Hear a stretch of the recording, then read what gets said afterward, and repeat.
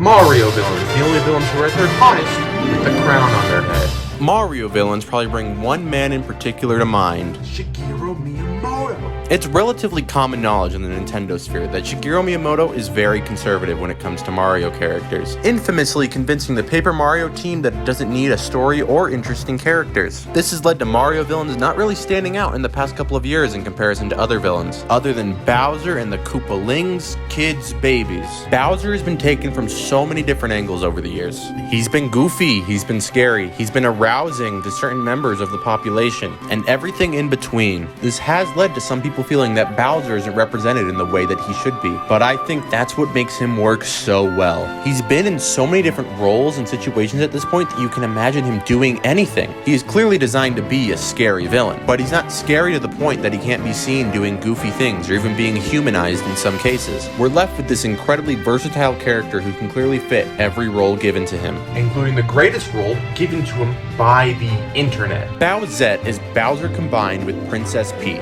In New Super Mario Bros. U Deluxe, the power-up, the Super Crown, was introduced. If Toadette grabbed it, she would turn into Peachette, a version of Peach but with some of Toadette's features. The question naturally popped up, what would happen if we put a Super Crown on a Piranha Plant? This all escalated to the point where we were putting Super Crowns on Super Crowns, and the most popular character to see in Super Crown form was Bowser, and he was competing against meme characters like Wario and Waluigi. I think this is because he's the most versatile villain in existence, so seeing him with boobs is somewhat natural. But outside of him, the mainline Mario series doesn't have much else. The Koopalings and all of the other minions of Bowser are really just bosses to fight. Wario and Waluigi are great comic relief, but they honestly feel more like side characters than actual villains. And Nintendo doesn't know what to do with them anymore, so neither of them have appeared outside of spin-offs in years. And while there are other villains in mainline Mario games like King Boo and Tatanga, they don't accomplish much outside of being a villain and looking great with a crown on their head. But there was a time before Shiggy McGee simplified the landscape. A time with many more beans. Mario RPGs used to have some of the most interesting world building and characterization known to the Mario series. This has led to some of the most interesting pieces of paper ever known. There's still plenty of them who are just villains, but they still end up being threatening in their own ways. Sir Grotus is the villain of Paper Mario The Thousand-Year Door, one of the most acclaimed Mario games. He's not the most emotionally complex villain, but he still is incredibly terrifying and entertaining. He seemed to be in complete control of the situation at all times up until his final moments. And even with him feeling like he's in complete control, he still shows that he's completely insane. Smithy is similar to him in that way, but he's not super interesting, to be honest. He just gets a tank head. But what he should get is a Super Crown on his head. And Tazma isn't super interesting either. He comes from around the time Shiggy started cracking down on Mario having stories, so he gets a bit of a pass. His design is still pretty menacing though, so he can work as a threat. But there is a way to make his design a little bit better.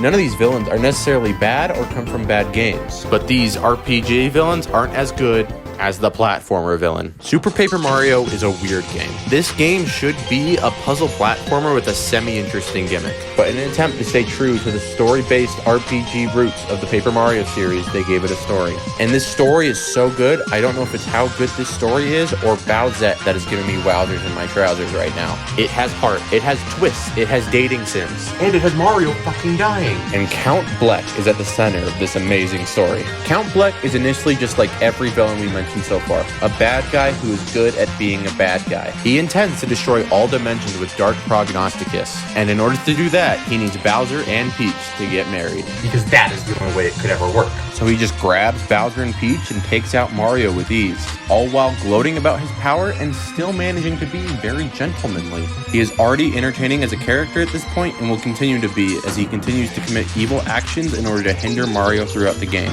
including turning Mario's own brother against him, a level of psychological warfare that seems a bit dark for a Mario game. However, as you get further into the game, it's revealed that there is more to him than just being the bad guy who wants to cause problems. He used to just be a man in love. One day, Count Bleck, who was known as Blumiere back then, was injured after falling off a cliff. He was found by a human woman named Timpani, who is the human form of your companion throughout the game, Tippy. Timpani nursed him back to health, and despite Blumiere's father's warnings to stay away from humans, Blumiere fell in love and finally felt purpose in life. His father was not happy when he found out, so he banished Timpani from their dimension and wiped her memory. Blumiere wanders dimensions looking for his lost love, but he never finds finds her. And having decided that life and existence is meaningless without love, he wipes his entire dimension from existence and decides that nothing else deserves to exist. He's actually somewhat sympathetic and is coming from a relatable adult angle of feeling like he has no purpose in life. If only someone could give me purpose in life. If only someone could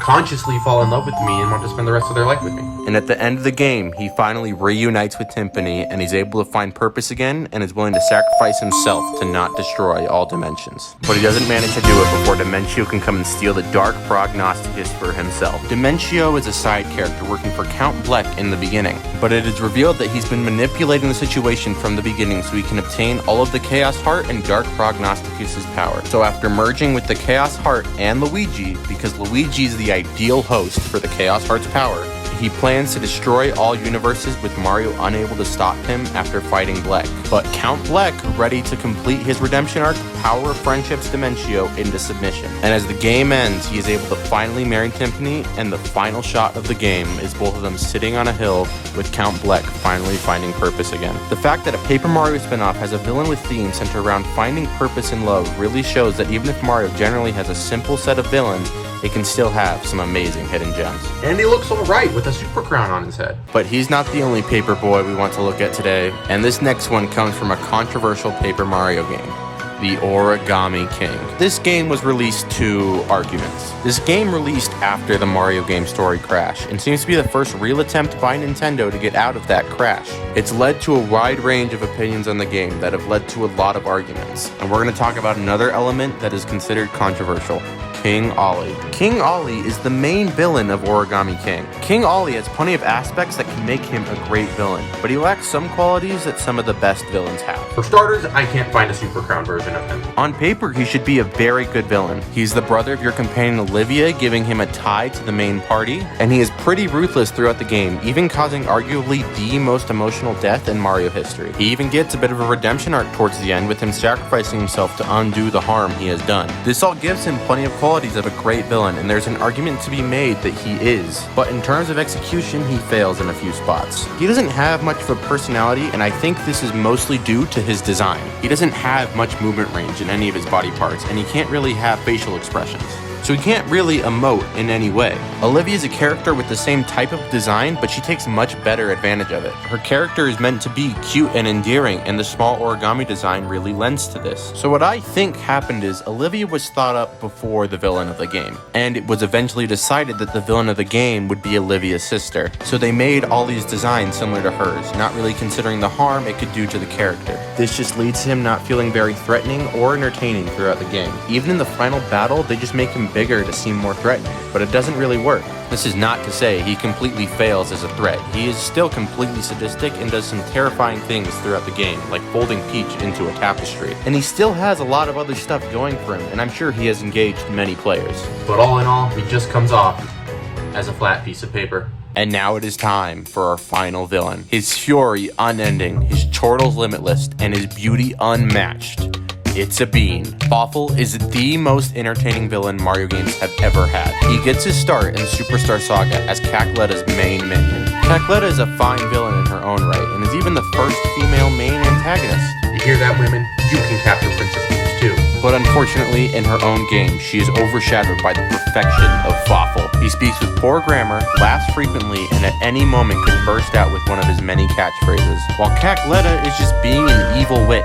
They are eventually defeated, and while Cackleta never appears again, Fawful would continue to appear in the games afterwards. He appears in Partners in Time as a shopkeeper and gives a completely insane and super entertaining monologue before coming back in Mario & Luigi: Bowser's Inside Story, a game that answers the question, how does Bowser shit? In Bowser's Inside Story, he is even more entertaining than before, and even more threatening. His plan is by far the most unhinged of any plan a villain has enacted. His plan is to make all the Toads fat to get all of the major protagonists in Peach's castle, have Bowser eat a mushroom that gives him sucking powers so he can eat everyone in the castle, lure Bowser back to Bowser's castle to make him fat so he falls through the floor so he can extract Peach through Bowser's ass and use Peach to power the Dark Star so he can obtain its power and become a godlike entity to kill everyone.